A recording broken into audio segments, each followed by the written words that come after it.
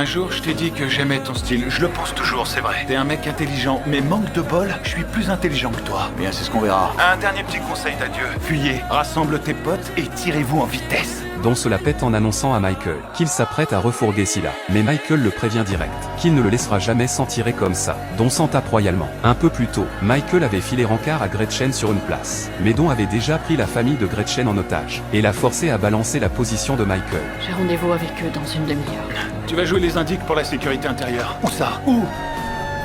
Il y a des fédéraux dans tous les coins, on s'est fait piéger. Michael capte très vite qu'il est tombé dans un traquenard et fait demi-tour pour s'arracher. Pile au moment où il va se faire choper, Lincoln déboule de nulle part avec sa caisse et barre la route aux poursuivants. Sauf que Lincoln se fait coffrer sur le champ. Michael n'a d'autre choix que de se tailler en vitesse. Peu de temps après, Don lui passe un coup de fil pour le narguer une nouvelle fois. T'es un mec intelligent, mais manque de bol, je suis plus intelligent que toi. Dans la foulée, Don embarque Scylla pour conclure le deal avec l'acheteur. Sauf qu'après avoir inspecté Scylla, l'acheteur la lui recale direct. Don tombe des nues. Il est incomplet. Il lui manque une pièce, gros malin. Regarde, là.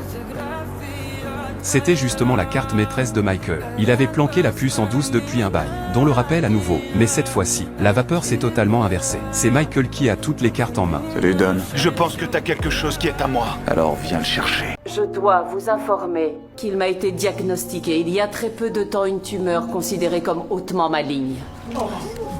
Et en raison de cet état de santé, je ne suis plus en mesure de diriger ce pays en toute sécurité. Caroline invoque la gravité de sa maladie pour annoncer officiellement sa démission de la présidence. Elle cherche ainsi à échapper définitivement au contrôle des forces occultes. Peu avant, Michael avait discrètement glissé un mot à Caroline dans la foule. Mais il est aussitôt capturé par les hommes de Monsieur Kim, traîné dans la cuisine pour un interrogatoire brutal. Monsieur Kim exige sans relâche de savoir où se trouve Lincoln. Michael refuse à chaque fois. Il est battu encore et encore. Au moment où Monsieur Kim s'apprête à l'éliminer, Caroline arrive juste à temps. Elle demande à parler seule avec Michael. Ils sont derrière la porte. Si je veux être seule, c'est mon droit le plus strict. Vos droits ne sont pas mon premier souci. Est-il vraiment utile que je vous rappelle à qui vous vous adressez?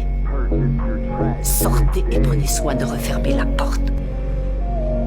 Michael détient un enregistrement crucial. Cet enregistrement peut non seulement innocenter Lincoln de tous les crimes, mais aussi révéler la relation interdite entre Caroline et son propre frère. Il pose alors ses conditions à Caroline, garantir sa sortie en toute sécurité, et exiger qu'elle gracie publiquement lui et Lincoln dans son discours. Caroline est acculée. Monsieur Kim ne peut que regarder Michael partir sain et sauf. Est-ce que vous avez perdu la tête? Il est en possession d'une preuve irréfutable qu'il menace d'utiliser. On pourra en finir avec eux. Tout de suite. Et vous allez les blanchir. Je suis le chef suprême de ce pays, vous n'êtes qu'un larpe à la botte du cartel. C'est moi qui donne les ordres maintenant et vous n'avez aucune légitimité. Caroline s'apprête ensuite à monter sur scène. Monsieur Kim lui lance un avertissement. La compagnie détient depuis longtemps son scandale. Si elle gracie les deux frères en public, tous ses secrets seront exposés au grand jour. Le visage de Caroline se décompose. Mais une fois sur scène, elle affiche toujours un sourire calme et assuré. La présidente des États-Unis.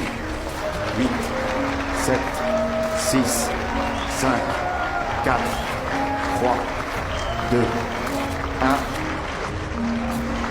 Elle fait alors quelque chose que personne n'avait prévu. Elle annonce publiquement sa démission de la présidence des États-Unis. Sans son statut de président, elle n'a plus le pouvoir de gracier qui que ce soit. L'enregistrement de Michael devient instantanément inutile. Il perd totalement son atout de négociation. La tempête passe et Michael et Lincoln sont complètement acculés. Même s'ils diffusent l'enregistrement, rien ne changera. Ils devront fuir pour le reste de leur vie. On n'a rien. Il ne nous reste plus qu'une seule solution. Disparaître. Retournez-vous! Si vous avez l'intention de nous tuer, va falloir le faire en nous regardant en face. Toi tu l'as fait, c'est moi que vous vouliez, vous m'avez eu. Laissez mon frère s'en aller. Je ne veux ni l'un ni l'autre. Je veux seulement vivre en paix. Alors que Mahon s'apprêtait à appuyer sur la gâchette, des sirènes de police retentirent derrière lui. Plusieurs voitures de patrouille encerclèrent rapidement les lieux. Je suis du FBI. Ces hommes sont sous ma responsabilité. Je me fiche de savoir qui vous êtes. Jusqu'à ce qu'on ait vérifié, vous allez devoir lâcher votre arme. Mahon se força à garder son calme. Il abaissa lentement son arme. Il pouvait éliminer des fugitifs en privé, mais jamais devant tous ces agents de police. Michael et Lincoln furent immédiatement menottés, en attente de transfert vers la prison d'État de Fox River. De son côté, Monsieur Jin avait donné l'ordre de les faire taire définitivement. Les deux frères ne devaient jamais comparaître devant le tribunal.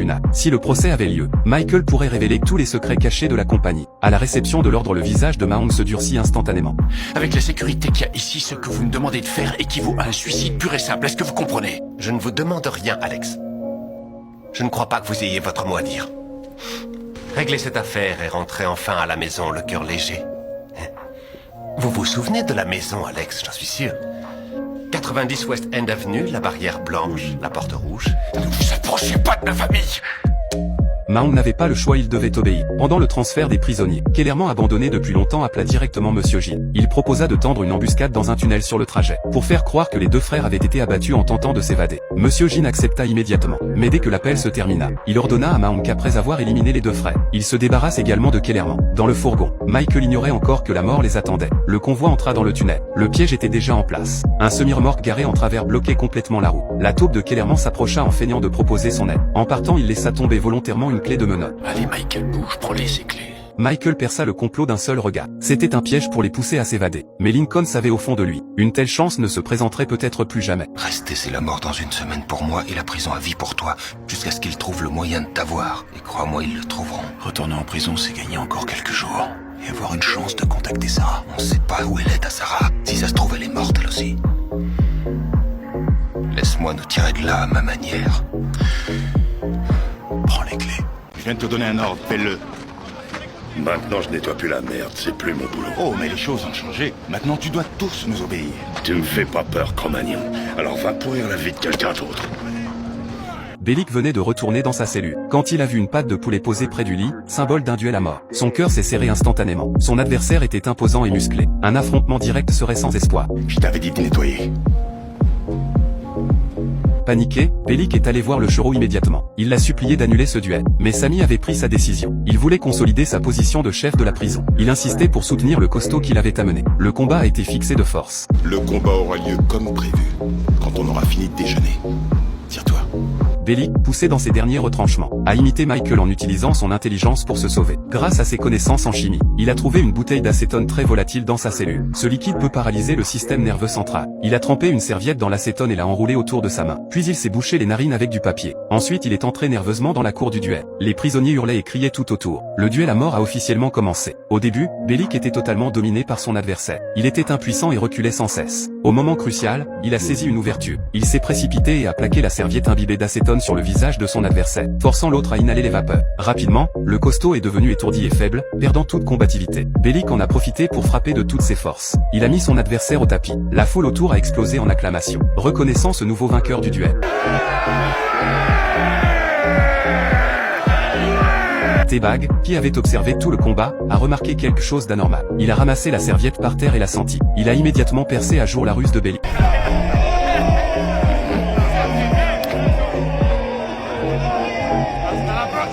Ne le laissez pas s'en aller! Il a pris les clés. Nom de Dieu, qu'est-ce qu'ils foutent, ces flics? Encore 6 ou 7 minutes, monsieur.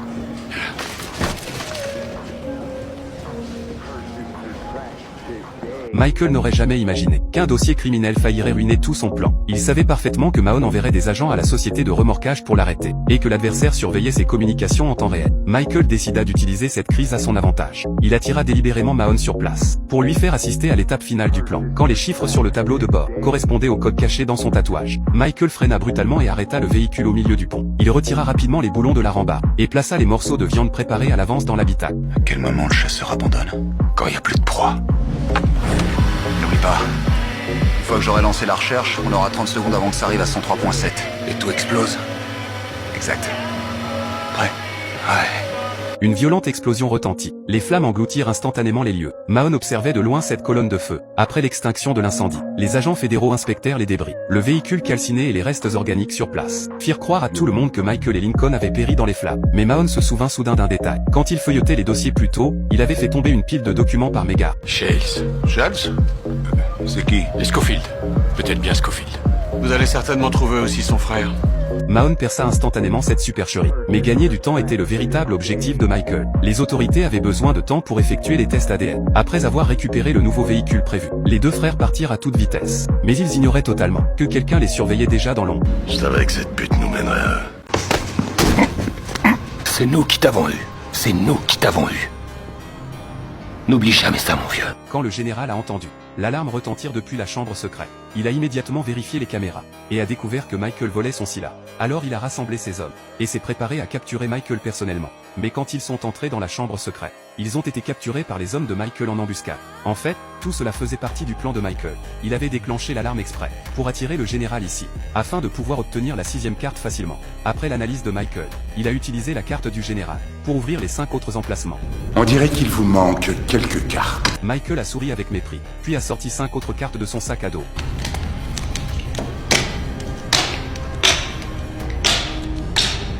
Le général avait un air choqué sur le visage. Michael a ouvert le dispositif avec succès et a obtenu Scylla.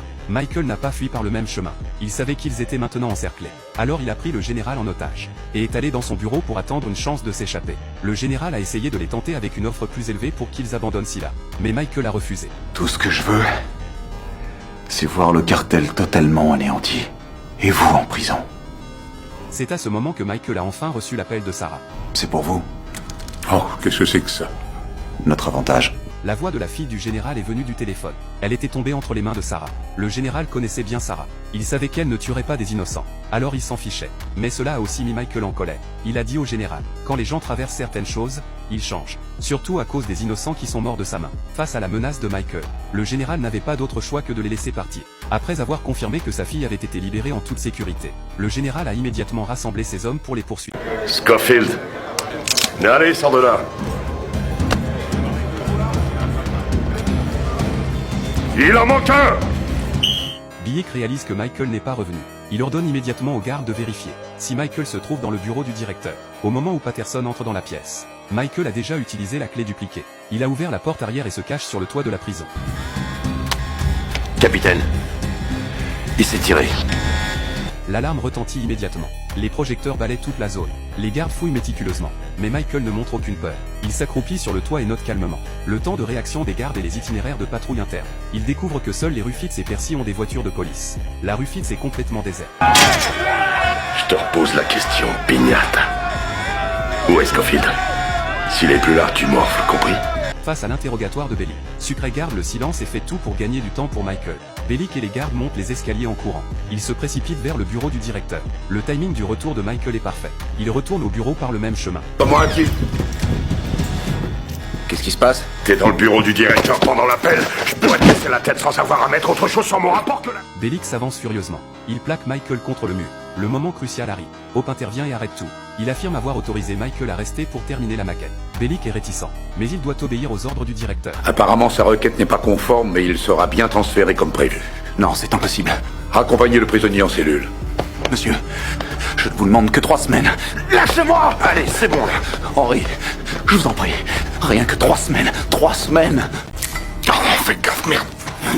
Y a ta sueur qui dégouline sur moi, tu peux pas faire attention? Non, c'est pas moi, patron, je vous jure. Hé, l'ingénieur, viens par là. Faut que tu vois ça. Michael se précipite pour vérifier. L'eau commence à couler du plafond du tunnel. Elle devient de plus en plus abondante. Oh non. Michael sort immédiatement pour regarder. Il découvre qu'une forte pluie arrive. Cela signifie que le tunnel pourrait s'effondrer à tout moment. On se tire cette nuit. Il rassemble tout le monde en urgence. Il annonce qu'ils doivent partir ce soir. Mais les autres résistent fortement. Ils pensent que c'est absolument impossible. Je n'oblige personne.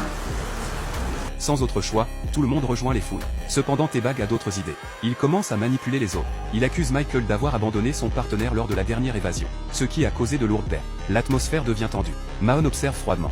Il fixe uniquement Whistler et Michael. Le soir, tout le monde se rassemble à l'entrée du tunnel. Michael leur explique tout. Sucre va couper l'alimentation principale de la prison depuis l'extérieur, mais seulement pendant 30 secondes. Ensuite elle sera rétablie. Et tu t'imagines qu'on va tous sortir en 30 secondes? Dès que les lumières s'éteignent, moi je sors. Avec ou sans vous? Non, je crois pas. Oh non, mais vous foutez de moi. Après délibération, on a pris une décision. T-Bag se manifeste immédiatement. Il menace la vie de Whistler. Bellick saisit l'occasion de soutenir le chevreau. Michael est forcé de céder. Il les laisse partir en premier tous les 3. Lui reste en dernier pour couvrir. Les 3 sont satisfaits et cessent de causer des problèmes. À l'extérieur de la prison, Sucre passe à l'action. Après avoir volé un bus, il percute un poteau électrique à pleine vitesse. Toute la prison plonge dans le noir instantanément. L'alarme cesse aussi de fonctionner. On a 30 secondes. On y va. Promets-moi de retrouver Wyatt et de tuer ce fils de pute. Et puis d'appeler Pam et de lui dire qu'il est mort. D'accord, je te le promets. Mahon a confié son dernier espoir de vengeance à Michael. Ensuite, il s'est pointé tout seul à l'audience. À peine entré au tribunal, il a capté que Wyatt était collé à ses basques.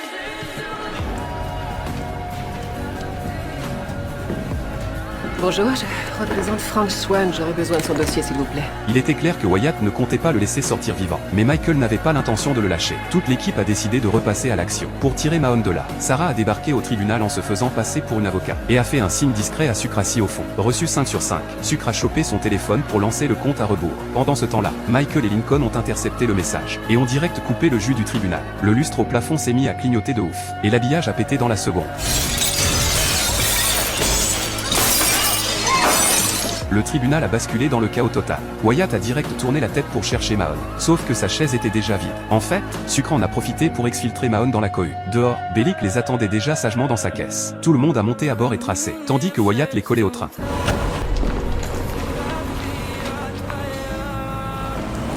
Au final, tout le monde a rejoint la planque sain et sauf. Mahone a remercié toute l'équipe, puis il s'est isolé dans son coin, pour passer un coup de fil à Wyatt. Oui. Qu'on en finisse une bonne fois. Tu as travaillé pour le cartel, Alex. Il ne faut pas prendre les choses de manière si personnelle. On se reverra, et je te montrerai à quel point on peut prendre les choses de manière personnelle. Capitaine, il y a du nouveau. Un chasseur près de Tamarak est tombé sur 5 prisonniers. Bellic a perdu son poste de maton. Alors il décide de se refaire une santé avec les primes de capture des évadés. Il questionne les témoins sans relâche, et traque le moindre indice laissé par Michael. Très vite, il découvre que Michael a loué un garde-meuble, et il est convaincu que le matos pour la cavale est planqué là-bas. Du coup, il débarque Dardar avec la police. Mais surprise, dalle que dalle. Bellic a fait chou blanc, et a cramé un temps fou à chasser le vent. Durant toute l'opération, il s'est fait balader par des fausses pistes semées exprès par Michael. Pendant ce temps-là, l'agent du FBI Mahone a repris l'enquête en main. Contrairement aux autres traqueurs, il ne s'est pas contenté de suivre les itinéraires. Il a creusé en mode Sherlock pour piger qui est vraiment Michael. Il a débarqué dans l'ancien appart de Michael. On y travaille pendant des mois, jusqu'à ce que tout s'imbrique, jusqu'au moindre détail. Et ensuite, on détruit toutes les preuves. En tombant sur le tatoueur, Mahone a enfin chopé le secret capital. Les tatouages de Michael, ce sont en fait des plans d'évasion codés. Le code est dissimulé dans le motif des ailes d'ange. Et le tatouage sur le bras droit a été décrypté comme les lettres RI. Mahone a direct capté que ça devait mener à un cimetière. Pendant ce temps-là, alors que Bellic et ses potes se font mener en bateau par le garde-meuble bidon, Michael et son équipe sont déjà arrivés au cimetière. Ils déterrent la fosse où ils avaient planqué leur matos, et récupèrent tout l'équipement nécessaire. Fringues, bouffe et matos de survie. Tout ça, Michael l'avait préparé bien avant de se faire incarcérer. Tout le monde s'habille en civil, pour continuer la cavale. Juste au moment où Bellic est en train de péter les plombs devant le garde-meuble vide, Mahone débarque au cimetière. En suivant les traces, il réalise que Michael et sa clique viennent juste de décamper. En sentant qu'ils sont pistés, Michael et les autres doivent se séparer en urgence, et se planquer pour trouver une porte de sortie. Sur place, il ne reste plus que la terre fraîchement retournée. À cet instant, Mahone comprend enfin qu'il ne traque pas seulement 8 évadés, mais bien le cerveau ultra précis de Michael. Et c'est justement pour ça que Mahone est devenu le plus redoutable de tous ses ennemis.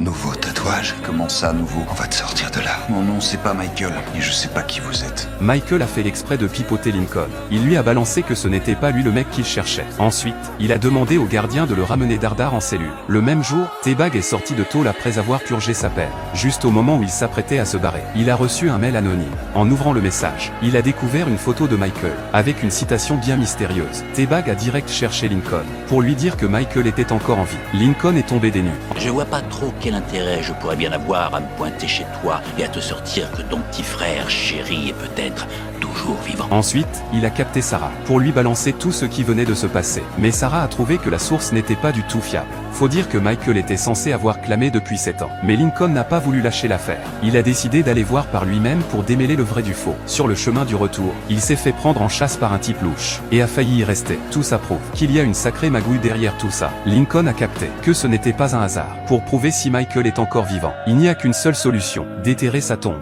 Mais quand Lincoln a ouvert le cercueil de Michael, il n'y avait aucune trace de lui à l'intérieur. Allez, Michael, tu m'as forcément laissé quelque chose. Tu l'as mis où? Après ça, il a réexaminé le petit mot reçu par T-Bag, pour voir s'il n'avait pas loupé un truc. Cette fois-ci, il a pigé que dans la citation laissée par Michael, se cachait le mot « Ojibia ». Après avoir mené sa petite enquête, Lincoln a découvert qu'Ojibia est une prison au Yémen. Il a bien capté que c'était peut-être son seul espoir de retrouver Michael. Du coup, il a recontacté ses notes, et ils ont mis le cap sur le Yémen ensemble. Mais en arrivant à la prison, quand ils ont demandé aux détenus s'ils connaissaient Michael Scofield, tout le monde a fait mine de ne pas savoir qui était ce type. Scofield, amène-toi. T'as un parloir conjugal. C'est ta femme, elle est là. Bellic s'approche et commence à cuisiner Nika. Il lui demande « C'est bien votre première visite conjugale ?» Nika hoche la tête, toute stressée. Après s'être assuré que tout était clean, le garde la laisse filer en salle de visite. Mais Bellic ne la lâche pas des yeux. Il balance direct. « Je ne sais pas pourquoi, mais votre tête me dit quelque chose. » Une fois dans la salle privée, les deux font mine de papoter. Nika se plaint que la prison est un vrai taudis, tandis que Michael lance quelques vannes pour essayer de détendre l'atmosphère. Très vite, Nika remarque que Michael porte toujours leurs bijoux fétiches. Elle ne peut pas s'empêcher de s'inquiéter. Je m'inquiète pour toi. Tu as tort. Est-ce que je peux faire quelque chose d'autre? Juste ce qui était convenu. Ensuite, fidèle au plan, Nika file discrètement une carte bancaire à Michael. Elle ne capte pas du tout pourquoi il a besoin de cette carte. Après tout, dans cette prison ultra sécurisée, une carte de crédit, ça ne sert à rien du tout. Mais Michael ne donne aucune explication. Une fois la visite terminée, comme le veut la règle, Michael doit passer à la fouille intégrale. Et c'est Bellic en personne qui s'y colle, pendant qu'il le parle. Il ne se prive pas de balancer des pics pour le provoquer. Elle était jamais venue te voir avant? Non, jamais. T'es sûr? Parce que je suis prêt à mettre ma main au feu que je l'ai déjà vue quelque part. Elle vient peut-être voir un autre détenu. Et cours de lièvre est fait d'une pierre deux coups, si tu vois ce que je veux dire. Comment je le saurais? C'est bon. Y a rien, capitaine. Après une fouille minutieuse, ils ne trouvent rien de louche sur lui. Ils sont donc obligés de le laisser repartir. Mais Bellic n'est toujours pas convaincu. De retour en cellule, Sucre repère la carte dans les mains de Michael. Et le prévient direct, c'est de la contrebande pure et dure. Si jamais il tombe dessus, ça va barder pour ses fesses. T'en fais pas, Sucré. Personne me trouvera avec. Comment tu le sais? Parce que j'ai pas de carte de crédit. En fait, la carte n'est qu'une couverture. Le vrai truc important, c'était ce qui était planqué à l'intérieur de la carte. Au milieu de la nuit, Michael utilise sa carte trafiquée pour se faufiler dans la salle de stockage. C'est là qu'ils ont balancé ses affaires perso confisquées à son arrivée. Il sort sa liste d'objets et vérifie tout un par un. Fringues, accessoires, tout y est. Mais il manque une seule chose, la montre en or notée sur la liste. Et cette montre, c'est la pièce maîtresse de son plan d'évasion. Allez, montrez-moi vos yeux.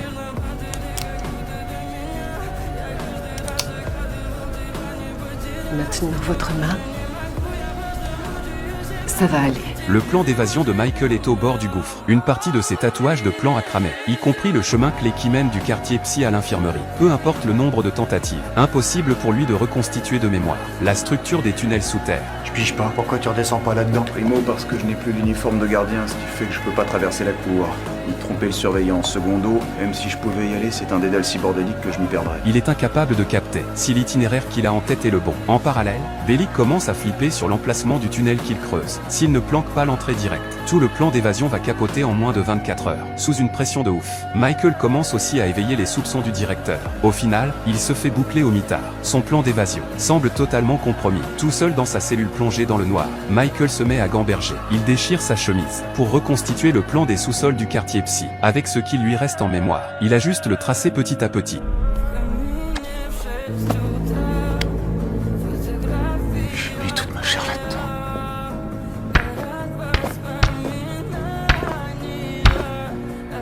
Quand les matons débarquent pour le check, Michael reste allongé sur le sol, inerte. Mais sur le mur, on ne voit que des tracés faits avec son propre sang. Une fois le contrôle terminé, Sarah confirme que Michael a complètement craqué nerveusement. Peu de temps après, les infirmiers le sortent du mitard pour le transférer direct en HP. Déjeuner dans 1 heure. Des tatouages? Quoi, mes tatouages? D'où tu les sors? C'est juste des tatouages. Un labyrinthe sur le corps. Pourquoi il a fait ça? Pourquoi il s'est gravé un labyrinthe sur la peau? C'est un chemin où il conduit. Salut, camarade.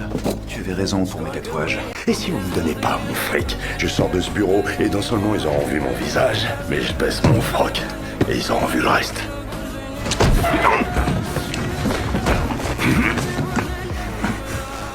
Bellic règle discrètement des affaires louches pour Mahon. Il entre l'air de rien dans le bâtiment du FBI. Impossible pour Mahon d'expliquer son identité aux autres agents. N'ayant pas d'autre choix, Mahon est bien obligé de l'emmener dans son bureau et de le mettre sévèrement en garde. Si jamais vous remettez les pieds dans mon bureau, vous ne verrez ni la couleur de cet argent, ni celle de l'aube du jour suivant. Bellic réalise enfin la gravité de la situation et doit accepter la prochaine mission que lui confie Mahon. Pendant ce temps, Lincoln et Michael continuent de garder le contrôle sur la ministre de la Justice. Ils lui font enlever sa veste, changer d'endroit pour répondre au téléphone, et même entrer volontairement dans l'eau pour mouiller ses vêtements. Tout cela, dans le but d'échapper aux trackers et aux caméras de surveillance. Mais ils ignorent que la ministre de la Justice qu'ils ont sous les yeux est en réalité un imposteur. Le faux ministre agit selon leur plan, et finit par aller voir Michael sans encombre. Il prétexte que son asthme l'empêche de s'attarder, et presse Michael d'aller voir le juge au plus vite. Mais en chemin, Michael décèle soudain quelque chose d'anormal. Qu'est-ce qu'il y a dans votre inhalateur? Je peux savoir quelle importance ça a? Répondez à ma question, s'il vous plaît. Combien de fois vais-je devoir vous convaincre? Encore une. Très bien.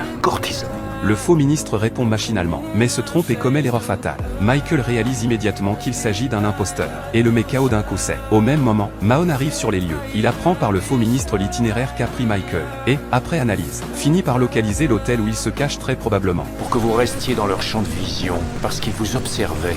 Mais de quel endroit? La statue, la fontaine, le bâtiment du musée? De là, de cet hôtel. Allez, fais pas le gamin, T-Bag. Il fait pas si chaud que ça. Putain, si chaud que ça? Quand ce mec s'est réveillé ce matin, il était tout blanc. La canicule met les taulards complètement sur les nerfs. T-Bag mène la fronde, et exige que les matons les déplacent dans un endroit plus frais. Mais les gardiens n'en ont rien à cirer. T'as le cerveau qui chauffe? La température ne cesse de grimper, les détenus perdent totalement le contrôle, et les matons se voient obligés de boucler le bloc en urgence. Ce bordel, c'est exactement l'opportunité que Michael attendait depuis un bail, vu que leur tunnel n'avance pas des masses. Sucre remarque que pendant le confinement, les matons ne font pas de rondes fréquentes. Pas d'appel, les matons n'osent même pas se pointer. Michael saisit sa chance, se glisse discrètement dans les souterrains, et coupe la ventilation ainsi que la clim. La prison se transforme instantanément en fournaise. Les taulards, complètement chauffés à blanc, foncent en trombe vers la salle de contrôle pour manifester. Face aux provocations incessantes de T-Bag, Bellic balance son passif de criminel en public. J'ai lu ton dossier psychiatrique, précisément où ça raconte que ton père a violé sa mongolienne de sœur et que 9 mois plus tard, on a vu débarquer un petit Teddy. T-Bag pète un câble sur le champ et jure de faire la peau à Bellic. Il secoue comme un dingue les grilles de sécurité. Au début, les matons n'en ont cure, jusqu'à ce que la grille commence à lâcher petit à petit. Paniqués, ils se replient dardard dans leur bureau, profitant du bordel monstre dans le bloc. Michael calcule leur position grâce au tatouage, et défonce le mur avec sucre. L'avancée du tunnel s'accélère net. Rapidement, la grille de sécurité finit par céder sous les assauts. T-Bag profite de la cohue pour squatter la salle de contrôle, et tombe nez à nez avec le passe-partout oublié par les matons. Il ouvre direct toutes les cellules. L'instant d'après, tous les taulards se ruent dehors, et la prison sombre dans un chaos total. Combien de balles t'auras le temps de tirer avant qu'il te pète la main dessus, à ton avis? T-Bag chope ensuite le maton Bob en otage, pour s'en servir comme monnaie d'échange. Il déniche Fissa une cellule vide, ignorant complètement qu'il s'agit de celle de Michael. Il pousse Bob comme un bourrin à l'intérieur. C'est à ce moment-là que Michael et Sucre captent des bruits louches. Dans la bousculade, Bob se prend un choc violent contre les chiottes juste derrière lui. La cuvette bascule soudain, s'écroule, et fait un boucan d'enfer. T-Bag baisse les yeux, et reste scotché. Le tunnel d'évasion planqué derrière le mur est enfin dévoilé au grand jour.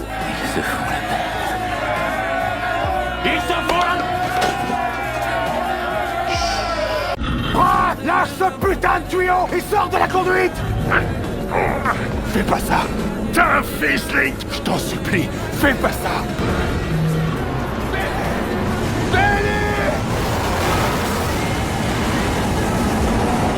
L'équipe débarque avec son matos sur le chantier souterrain, mais il capte direct que le seul passage est bloqué par une énorme conduite d'eau. Pas d'autre option. Michael décide de tenter le diable et de passer par ce tuyau. Lincoln et Bellic se chargent de couper la vanne principale, mais ils ne peuvent gratter qu'une petite heure. En plein milieu des travaux sous terre, Michael fait soudain un malaise.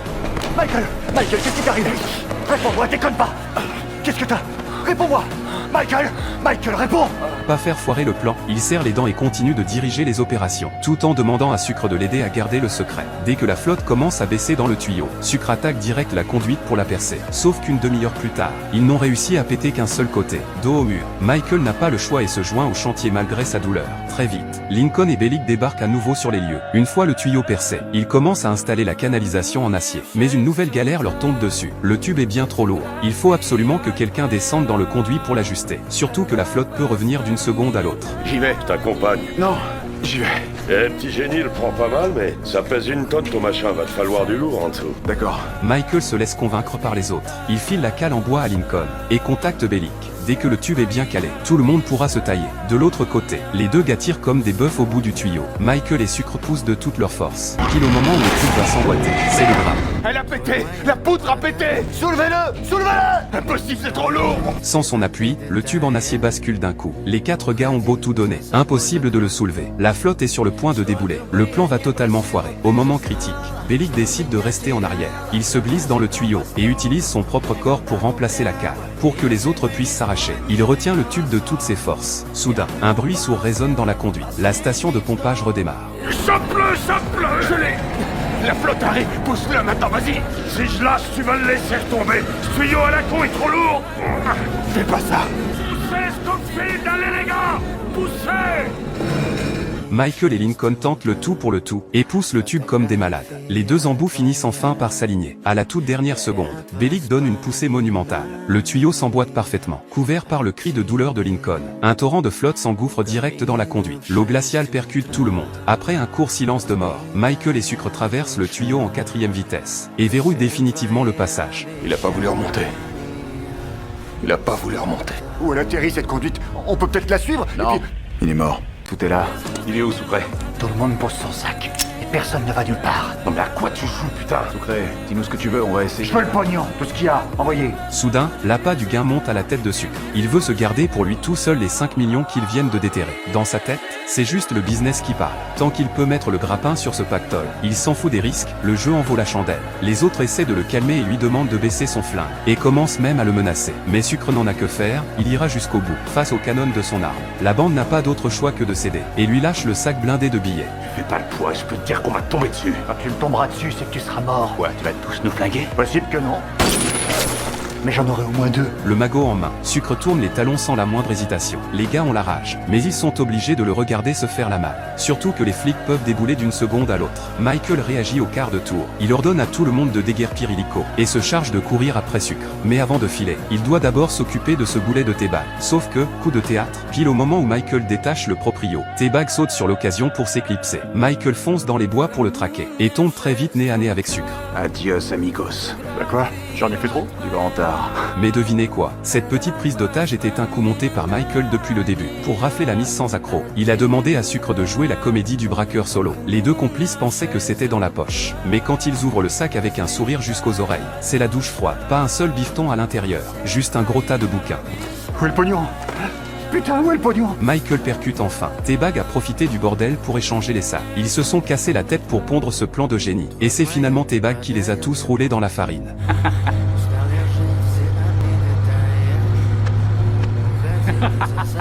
Sarah Tancredi, je vous arrête pour le meurtre de Christina Anton. Quoi? Mais elle n'a tué personne! C'est curieux, les images de la vidéosurveillance ne sont pas de votre avis. Michael. Allez-y, s'il vous plaît. Michael. La deuxième voiture. Michael. La deuxième. En plein milieu du mariage de Michael et Sarah, Sarah, enceinte, se fait embarquer par les flics. Elle enfile la fameuse combinaison orange, et se retrouve parquée dans un dortoir avec des dizaines de taulards. Tous les regards se braquent direct sur la petite nouvelle. Te laisse pas impressionner. Intimider les nouvelles, elles adorent ça. Suis-moi. Dans l'autre espace, y a pas foule. Tu seras plus tranquille jusqu'à ton audience. Merci beaucoup. Plusieurs gardiennes convoquent Sarah dans une petite salle. À peine la porte refermée, elle l'encercle direct. En fait, l'évasion orchestrée par Michael à l'époque a fait sauter pas mal de têtes chez les matons. Et certains membres de leur famille bossent justement dans cette tôle aujourd'hui. Elle compte bien en profiter pour faire payer Sarah. Chopez-la, cette salope! Viens là! T'as besoin de prendre la porte, tiens! T'en fais pas, on touchera pas dans ta gueule! Vas-y! Ouais! Une fois l'altercation terminée, Sarah retourne dans sa cellule, bien amochée. C'est là qu'une taularde surnommée Opapa s'approche d'elle. C'est la caïd de la prison, suivie de près par sa bande. Elle annonce à Sarah qu'elle a les matons dans la poche, et qu'elle peut assurer sa protection. Puis elle tend la main pour toucher le visage de Sarah, qui esquive direct. Elle ne force pas la main à Sarah. De son côté, quand le général apprend que Sarah est en tôle, il lâche direct des billets pour engager un tueur. Il veut liquider Sarah une bonne fois pour toutes. Très vite, la nouvelle fait le tour de la prison. Les taulards comme les matons ont tous Sarah dans leur viseur. Peu de temps après, Sarah sent soudainement que son corps vrille. Elle capte que sa mâchoire se paralyse de plus en plus. En pigeant qu'elle a sûrement été empoisonnée, elle recrache direct sa nourriture. Puis elle fonce vers les gardiennes pour appeler à l'aide. Il faut que j'aille à l'infirmerie. Tu peux pas y aller sans une J'ai autorisation. des spasmes musculaires dans la gorge et la mâchoire qui se bloque. C'est une ingestion de strychnine, du poison pour les rats. Non, c'est le fromage du gouvernement, tu vas t'y faire. Sarah les supplie en disant qu'elle porte un bébé, mais les gardiennes s'en lavent complètement les mains. Chef, pourquoi vous la laissez pas voir le doc?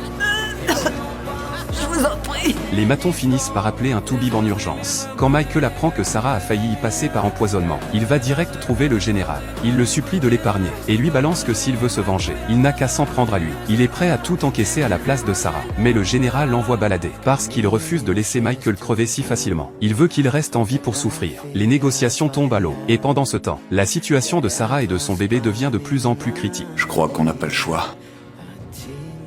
Il faut faire évader Sarah. Moi, je dis, Lincoln n'est pas ton frère. Quoi que tu en dises, il a été plus qu'un frère pour moi. Contre Toi, tu n'étais plus rien, sauf un monstre. Tu es parti, il est resté. C'est lui qui m'a nourri, qui m'a tenu à l'écart du danger, qui m'a envoyé à l'école. Le plan de Christina pour semer la zizanie a foiré. Mais elle lâche à Michael, que Lincoln est en train de foncer tête baissée dans son piège. Michael tente direct de l'appeler, mais ça sonne dans le vide, rongé par l'angoisse. Il met un gros coup de pression à Christina pour savoir où est Lincoln. Au final, Christina finit par cracher le morceau. Cette soi-disant conférence sur l'énergie n'est rien d'autre qu'un guet-apens. Même s'ils ne partagent pas le même sang, Lincoln est depuis longtemps la personne qui compte le plus pour Michael. Alors il doit le sauver à tout prix. Je sais plus où j'en suis. T'inquiète pas, tout va bien, va le retrouver. Pendant ce temps-là, Lincoln a déjà débarqué sur les lieux de la conférence. Il est à 1000 lieues de se douter du danger qui le guette. En suivant un homme de main de Christina, il monte au 2e étage. Et pile à cet instant, un sniper planqué dans l'ombre ouvre soudain le feu. Le fils du premier ministre indien se prend une balle directe. Lincoln n'a même pas le temps de réagir. Le tireur prend la fuite en un éclair, en prenant bien soin de laisser une douille avec les empreintes de Lincoln. De son côté, Mahone repère une bagnole suspecte garée à la porte de derrière. Le moteur tourne encore. Il s'approche pour jeter un œil, et découvre que la caisse est carrément au nom de Lincoln. Avec, à l'intérieur, leurs papiers d'identité et passeport. Loué au nom de Lincoln Burroughs. C'est un piège, on s'est fait avoir. Quand Michael déboule sur place, c'est déjà le chaos total. À cause du plan machiavélique de Christina, Lincoln est de nouveau le suspect numéro 1. Sauf que cette fois, on lui colle sur le dos le meurtre d'un dignitaire international. Lincoln est de retour à la case départ. Et c'est dommage pour Michael. Je sais que vous et... Taisez-vous et démarrez. Vous vous êtes fait faire un nouveau tatouage? Vous bossez sur un nouveau plan? Non, c'est pas un plan. Je m'embête quand j'ai rien à regarder. À Fox River, ce sont ces tatouages qui ont attisé ma curiosité. Il fallait que je sache tout sur l'homme qui s'était fait tatouer les plans de la prison. Tout le monde pouvait les voir, personne pouvait les décrypter. Poséidon escorte Michael en personne dans le bâtiment. Sur le chemin, il n'arrête pas de lui bourrer le crâne avec sa philosophie. Il faut savoir se fondre dans la masse. Et surtout, ne jamais laisser personne percer à jour tes plans. Michael encaisse sans décrocher un mot. Et de ne jamais permettre à qui que ce soit de voir votre visage.